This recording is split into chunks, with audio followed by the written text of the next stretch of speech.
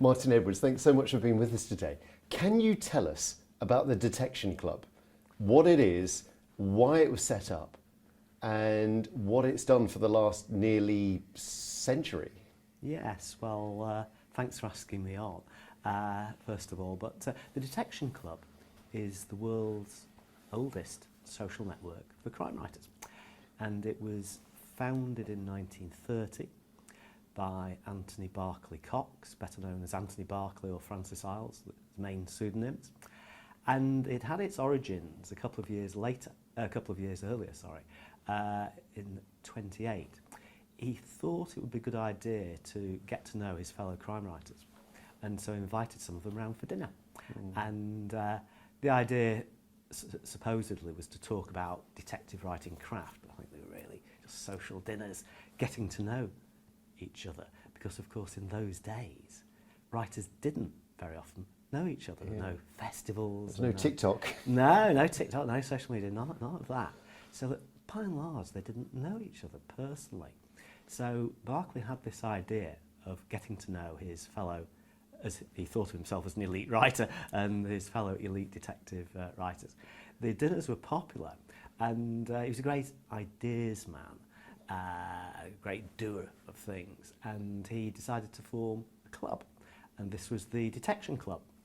And he approached Arthur Conan Doyle to be president as the figurehead, but Conan Doyle was by this stage very infirm. In fact, he died a few months later, in July 1930. So he wasn't able to take on the role. But Barclay immediately approached G.K. Chesterton, creator of Father Brown, and Chesterton accepted the honour and remained president until his death in 1936. And by that time, the club had produced books, broadcast on the radio, collaborative mystery stories, with one person writing an episode or a chapter at a time, and then somebody else taking it on. These have been very popular, and the club had really gone from strength to strength. And the writers who were members included Agatha Christie, later the fourth president of the club, Dorothy L. Sayers, later the third president of the club, but also people you might not expect, like A.A. Milne, creator of Winnie the Pooh. Yes, what was he doing there? Well, he'd written a very successful one-off detective novel called The Red House Mystery. So on the strength of that, he was elected, and it was membership by election. Barclay was very choosy about who he wanted to have dinner with. So that was the principle. It was just a small social dining club, and that is what it has remained ever since. There have been 8 presidents. I'm the 8th and current president. Current membership, roughly about 60 people, probably 30 odd of whom are actively involved in the club. So it continues to this day as not a representative organisation, not a lobbying organisation, but just simply a group of crime writers getting together for meals. For dinner. So who else is in the club that we would know?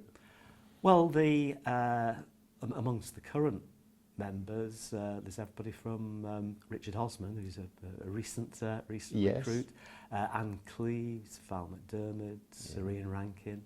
In the recent past, John le Carré was a member. Alexander McCall Smith's a member.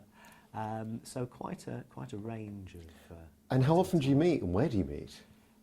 We meet 3 times a year, and the venues vary, but generally in recent years there've been 2 dinners in London and then a lunch in Oxford in summer. So that was an innovation. I introduced the getting out of London to go to Oxford in the summer and change it from a dinner to a lunch, and that's been well received, so we've carried on doing that. So that is all it is. It is just a social club for a few writers who get on with each other. And what kind of things do you talk about? I mean, I guess you talk shop, do you? Or do you? Not particularly, because some of us have have been friends for a long time, so we'll catch up on each other's news if we've not seen each other for a while, that sort of thing. So people don't really talk about their latest book or what they're writing at the moment, particularly. It's just a get together of friends, really. That's what it amounts to. And you've been president now for 10 years. Yes. Yeah. And you know, when you look at the names you've mentioned in the past, Agatha Christie, Dorothy L. Sayers, G.K. Chesterton, I mean, it's exalted company, isn't it, that you find yourself in? Certainly is. It's for me, it's a great privilege, great honour to be in that sort of elite company. Yeah. So I'm very keen that the club should continue. Its finances have always been precarious from day one. You find letters by Dorothy L. Sayers in the 40s and 50s sort of worrying about the state of the club's finances. And that is why members collaborate on books to raise funds to keep the club going. But you're more than president as well, because you've produced this, and you've got the 10th edition coming out now, The Golden Age of Murder, which is a great book and a wonderful education, and of course beautifully written, looking in part at the history of the club, but also looking at some of the characters behind the club as well. I mean, why did you want to write the book, and why did you think the 10th anniversary edition would be important? Well, the book's origins go back probably to about 2002. I've always been very interested in the heritage and the history of crime fiction. Yeah. Fascinated by it. And I've been fascinated by Golden Age fiction since I was a child. I've always read as much as I could find. Of course, in the pre-digital publishing era, some of the books were difficult to find, other than Agatha Christie.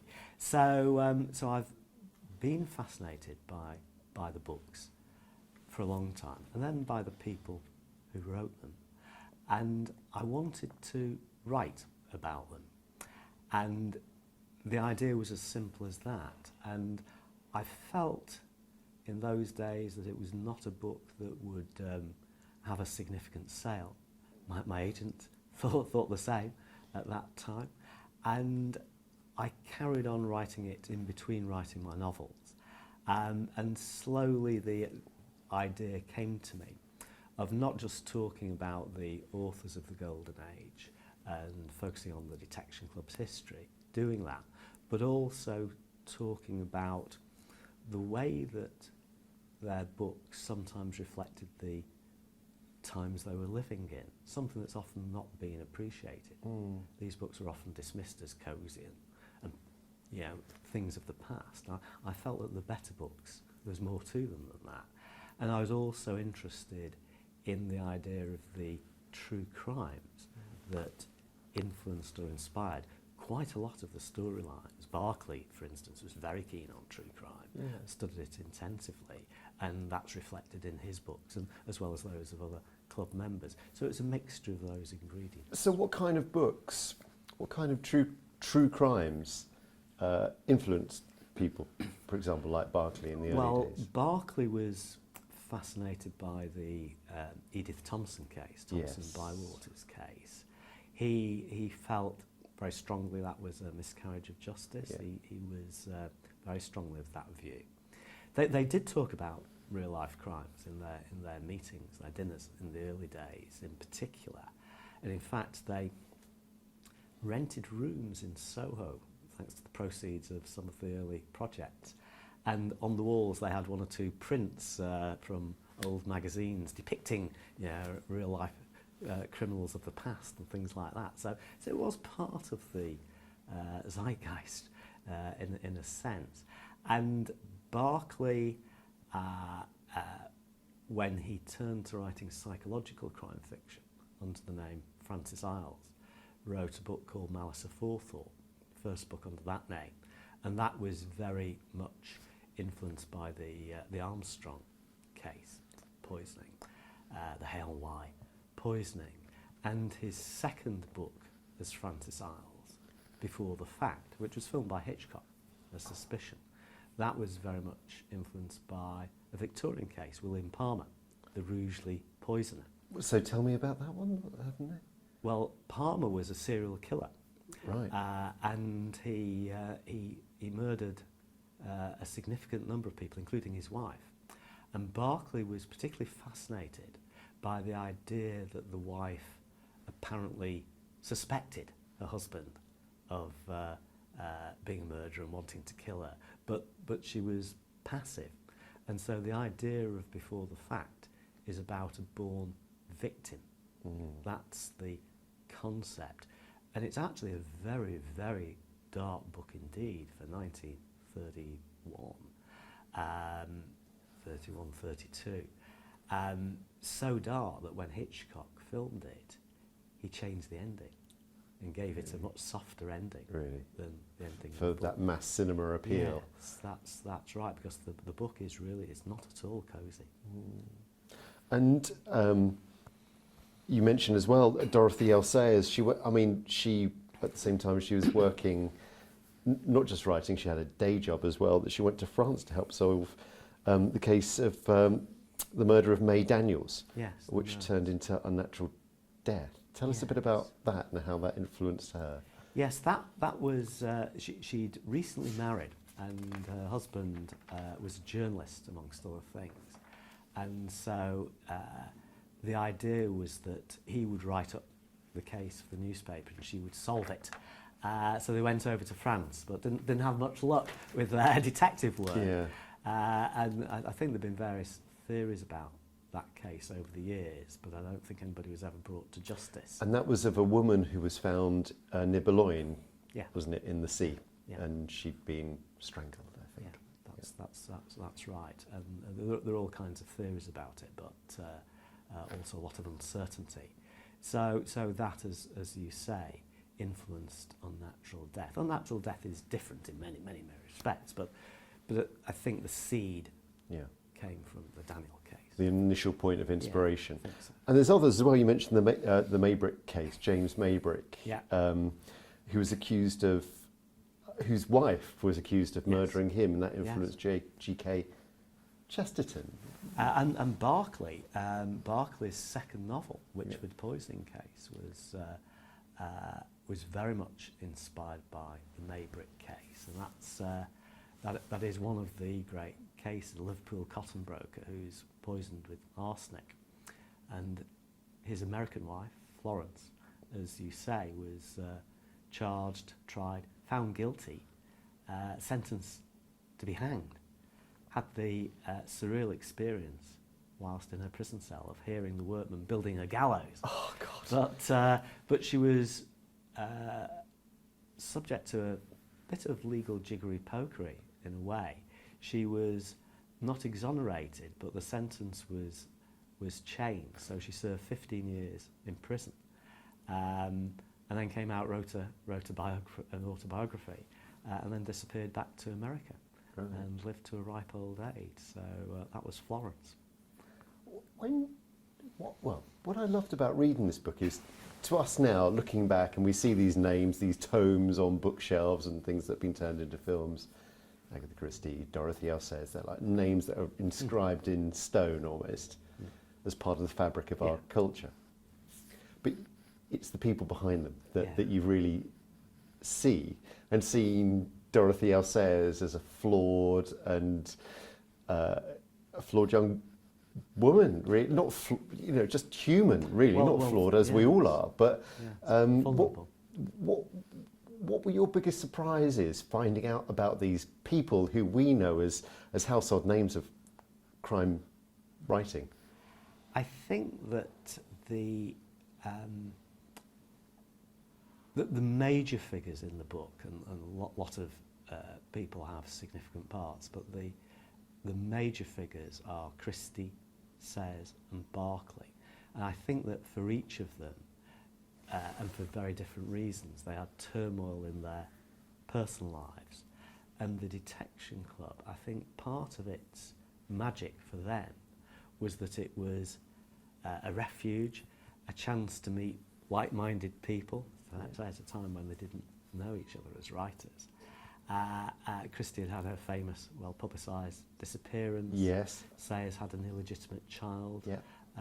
She was a devout Christian, but that was something nobody knew about. None of her friends knew about it. And her parents as well No, were no. utterly unapproving, weren't they? Would never have... Yes, and so they never knew they had a grandchild. Berkeley had a very, very troubled marital history. Yeah, colourful life. Yeah, very, very, very disturbing in many respects.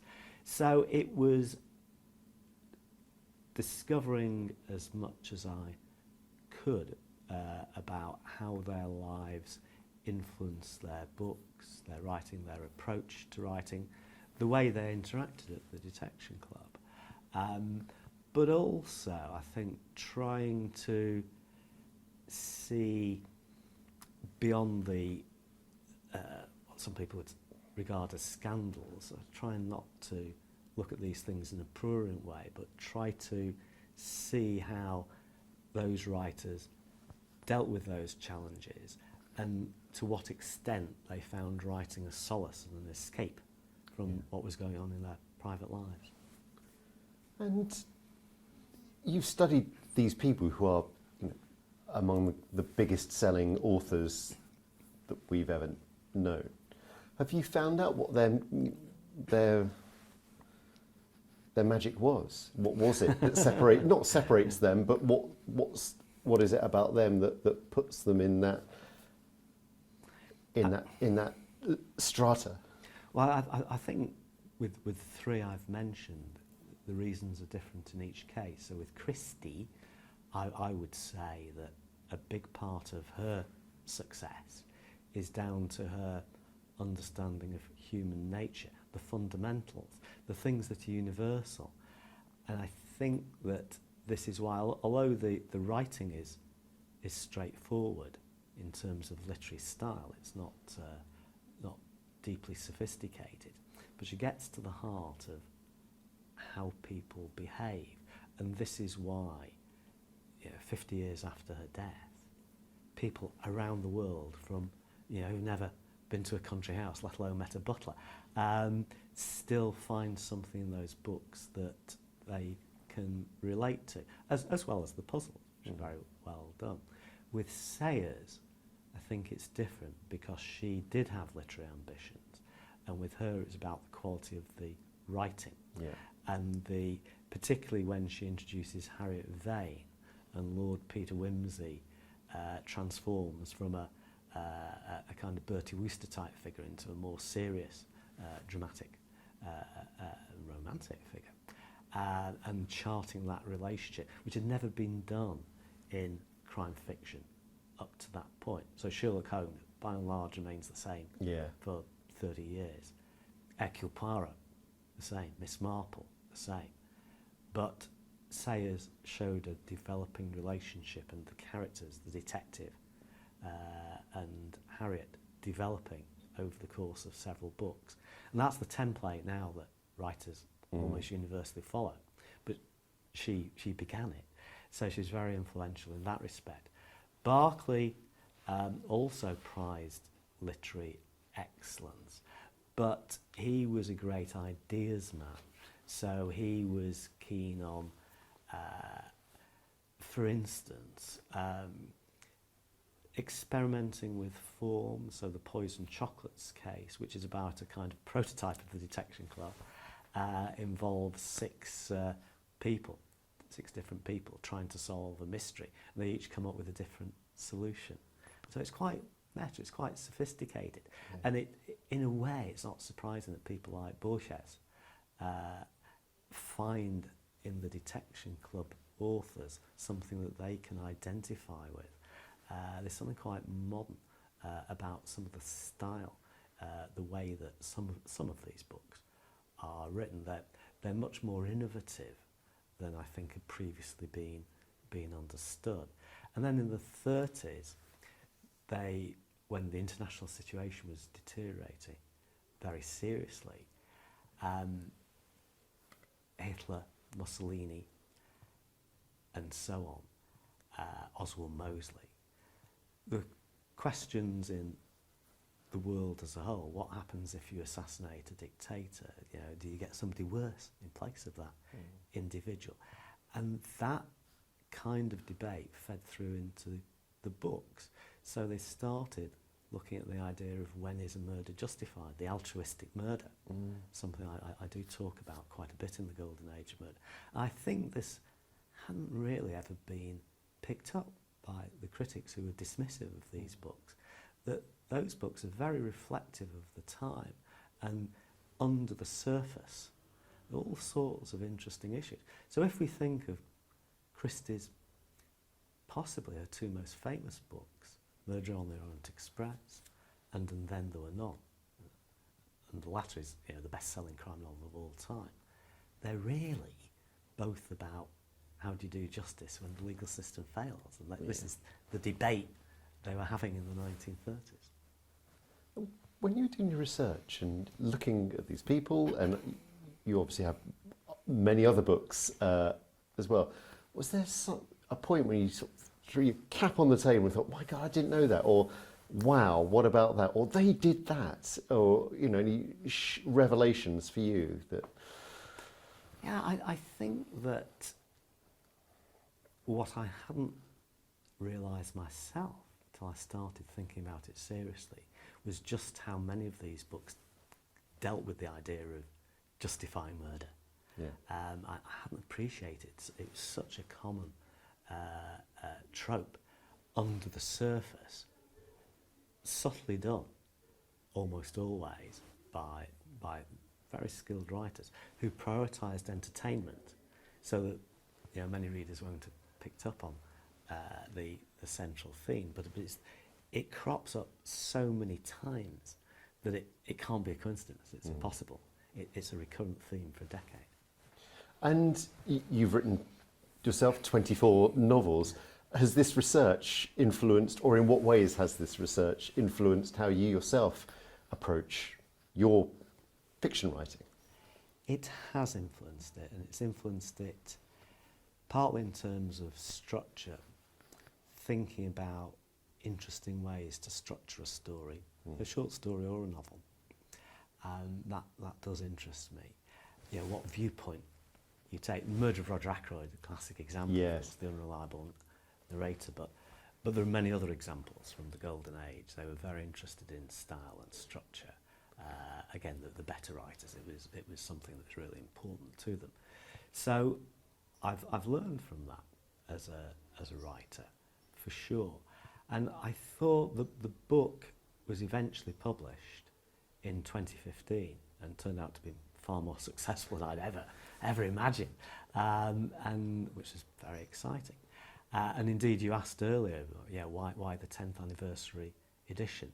And the publishers felt it had done well, and that 10 years was a good anniversary to mark with an expanded version. Yeah. So I was delighted and very happy to write it, and that experience prompted me to think about writing a series of my own set in that period, the Golden Age, but not a pastiche Agatha Christie, something that was a bit different, but uses all the ideas. But of course I'm writing today, and so maybe tackling some of the subjects that you couldn't tackle in the 1930s.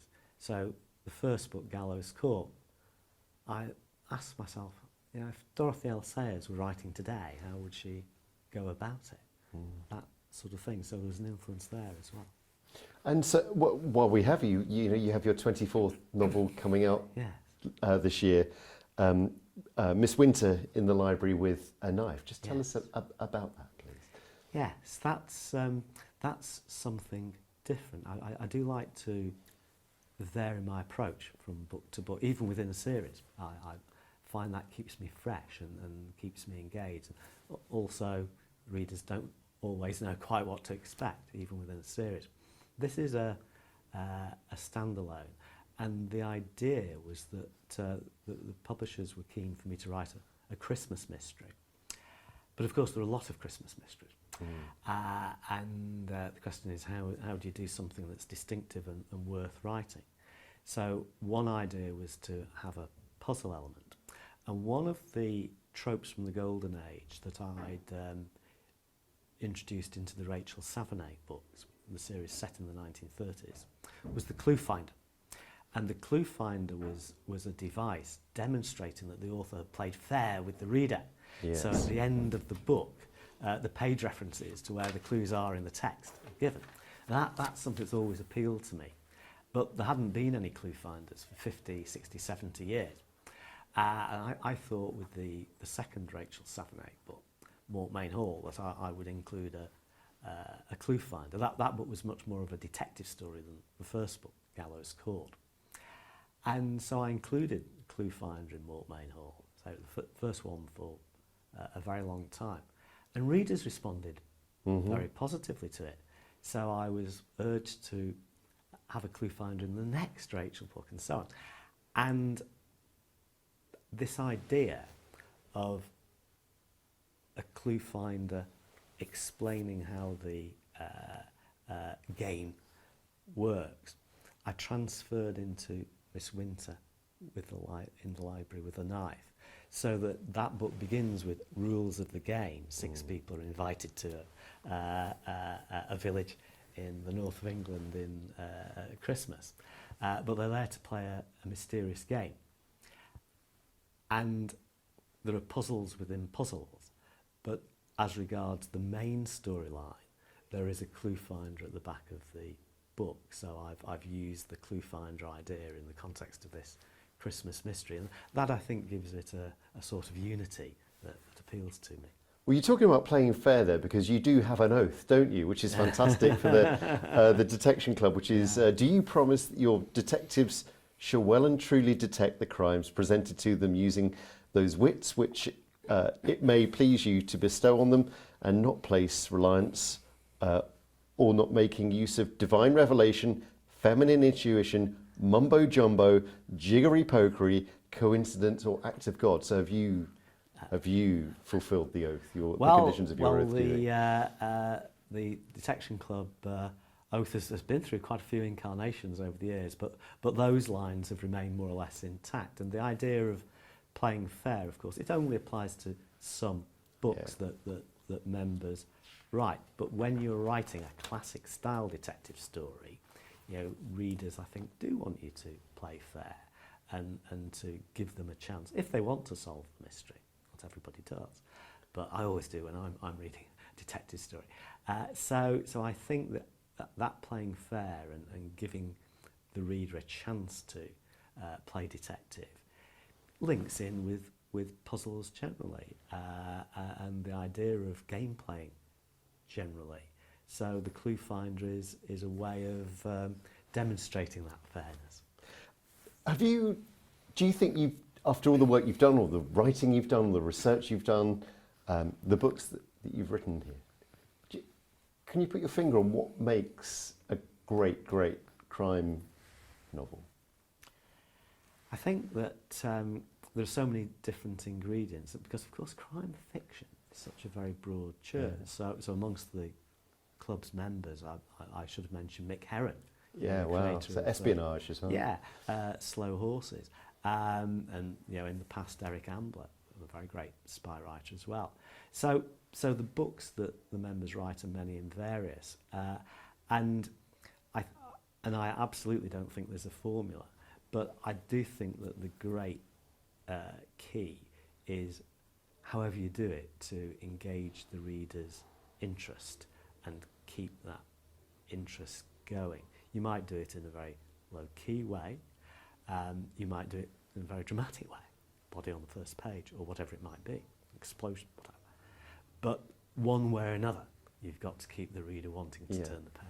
So it may not be big characters, or it may not be a great plot, or it may not be great writing, or it could be all of those, or none of, or just one of them. Yes, I think that ideally, in any form of crime fiction, what one's hoping to do is to try to ensure that the people and the place and the plot are all strong, and maybe ideally equally balanced. But of course there are many great books where the balance isn't equal, and there's a focus on one or other, the characterisation or whatever it may be.